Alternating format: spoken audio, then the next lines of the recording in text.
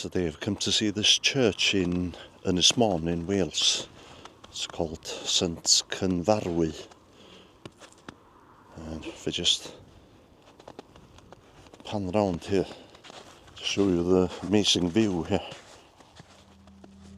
In this video I'm also going to be making a night visit to the churchyard, as I've received some information that it might be haunted, or at least the area surrounding the churchyard. I've been told about 2 ghost sightings here, dating back many years. If anybody who's watching this is aware of any ghost stories, or you've experienced paranormal activity here yourself, please let me know in the comments below. A friend of mine has told me about 2 relatives who saw a ghost here. The first person saw the ghost in the 1960s and the other relative in the 1970s. But I'll go into more detail about that later on. The church was established here in 630 AD, but the current building only dates to the 1800s. In memory of David Owens, son of the late Robert Owens of this parish, who died March 7th, 1864 at 67 years old. In memory of Mary, wife of John Williams, the one who died September 25th, 1865 at 50 years old. In memory of Elizabeth and Hannah, children of William and Ellen Thomas, the one who died in the year 1842, doesn't state their ages. Also Mary, their daughter, who died August the 9th, 1859 at 29 years old. Also for the late William Thomas, who died April 23rd, 1865 at the age of 65.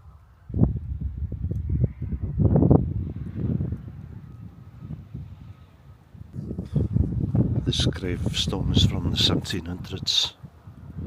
David Francis, late tenant at Clwch Bach in this parish, who died on the 20th day of March in the year 1793, aged 70 years. Okay, let's try the EMF meter here, as there's a claim that it's haunted.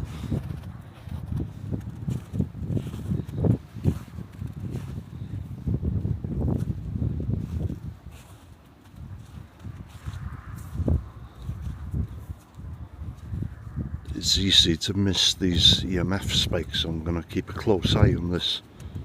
My friend was telling me that the ghost was spotted at twilight.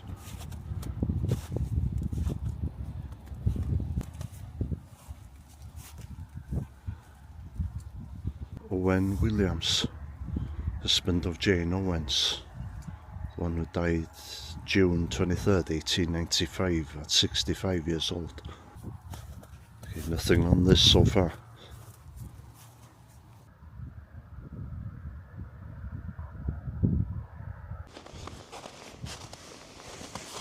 In memory of the 2 daughters of John Jones, Felin Trepan, the house name rings a bell. Mary, who died September 8th, 1852 at the age of 17, and Anne, who died April 3rd, 1864 at the age of 30, I think. I've seen the name of the house in a book. It's actually a farmhouse, and it's mentioned in the book Haunted Anglesey. Anglesey is the Viking name for Ynys Mon. Parts of the house date back to medieval times, and it's believed to be haunted by a number of entities. One of the owners of the property have claimed that there's a cold spot at the bottom of the stairs in the house. This person said that she could see in her mind a woman in her 40s looking distressed every time she entered the cold spot. Next to the grave is the grave of the parents, Jane and John Jones. Jane Jones died at the age of 41. Could she be the person who's haunting the stairway? I moved away from the graves at this point, and I happened to look back, and I noticed Robin was sitting on the headstone of the daughters of John and Jane Jones. Call me superstitious if you like, but in Welsh folklore, a robin sitting on a gravestone represents a guardian of the deceased or a departed loved one checking in. As I'm walking back towards the headstones here, the robin has flown into the doorway of the church. You'll see him flying out in a second. There's a red robin sitting on the grave of the two girls a second ago. It's quite a coincidence because I only read about that a couple of days ago.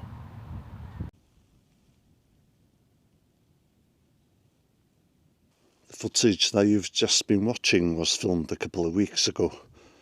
As you can see, I've come back here. My friend who was telling me about the two ghost sightings is with me, but doesn't want to appear on camera. So if you hear an extra pair of footsteps, it's not the ghost. I've come back because I want to try the EMF meter again, just in case. I'll just tell you about the two ghost sightings.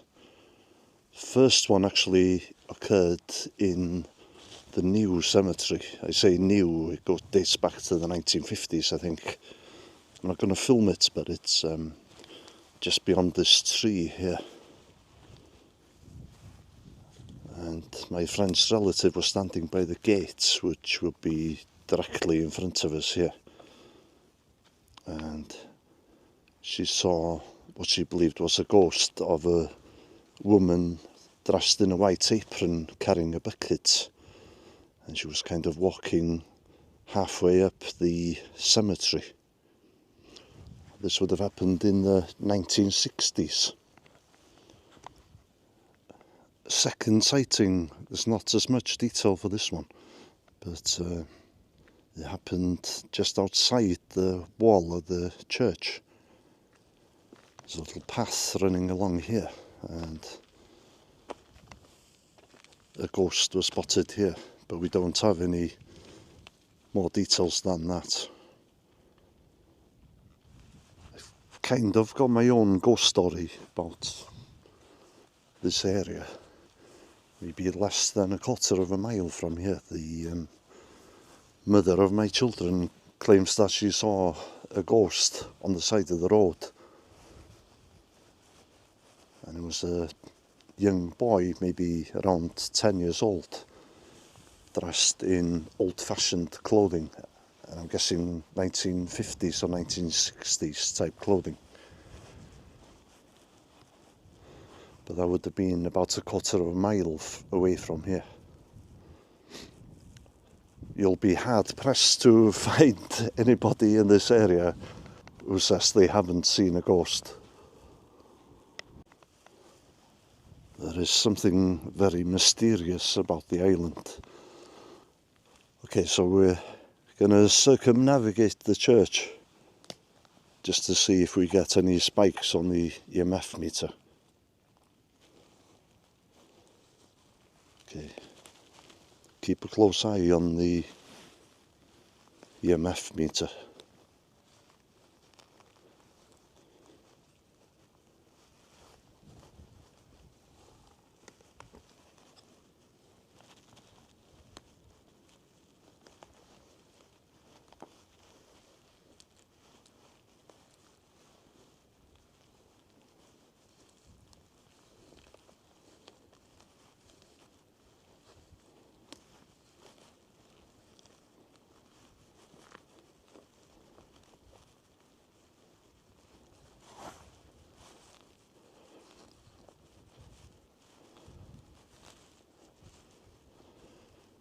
Nothing so far.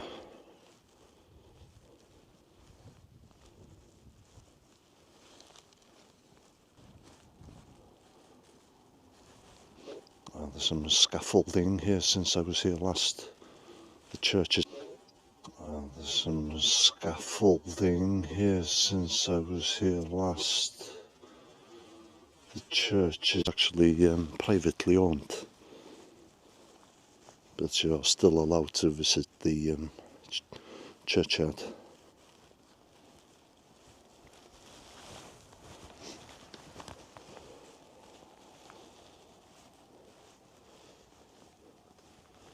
Margaret Williams, daughter of Thomas Roberts and wife of Henry Williams. A schoolmaster. Doesn't say the date of death though.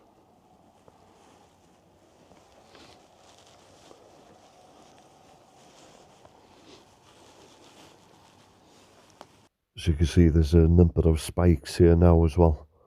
I missed every one of them. I think it was because by this point I was sceptical if it was going to spike. After this incident, I've had to invest in an EMF meter which bleeps. I only noticed after going home and looking at the footage. This is the voicemail I sent my friend. Breaking news. Mi o'na spike nes I fetho.